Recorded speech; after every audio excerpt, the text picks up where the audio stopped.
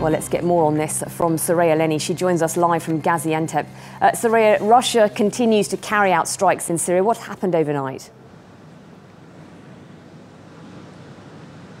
Well, the Russians have a capability of around 50 airstrikes a day. That's what their leadership is saying. And as we heard overnight, they've carried out those airstrikes, different parts of the country being targeted, including Damascus and Latakia and also Hama. Now, speaking of Hama and places in that area, the Syrian Observatory for Human Rights is an activist group mostly based outside of the country, has been monitoring what the Russians have been up to in Syria and say it's possible that the Russian airstrikes actually took out around 40 ISIS fighters.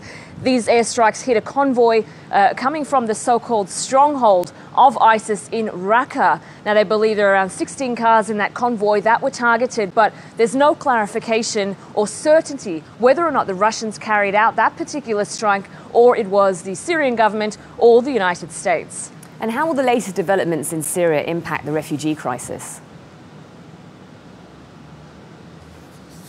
Well, let's keep in mind there are already around 4 million Syrians who have been forced to leave their homeland because of all of this fighting over the last 4.5–5 years, 2 million of which are now in Turkey. Now, we saw that meeting, of course, with Angela Merkel, the Chancellor of Germany, here in Turkey as well, discussing that crisis and the need to do more to help these refugees and also to stem the flow heading further into Europe. Now, it's believed by some, of course, critics of the Russians, including Turkey, that their intervention could in fact make this situation worse.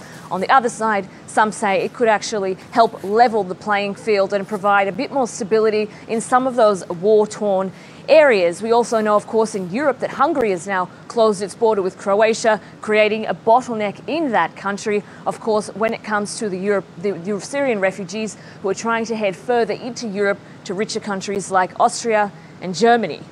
Okay, Soraya Lennie in Gaziantep, thank you.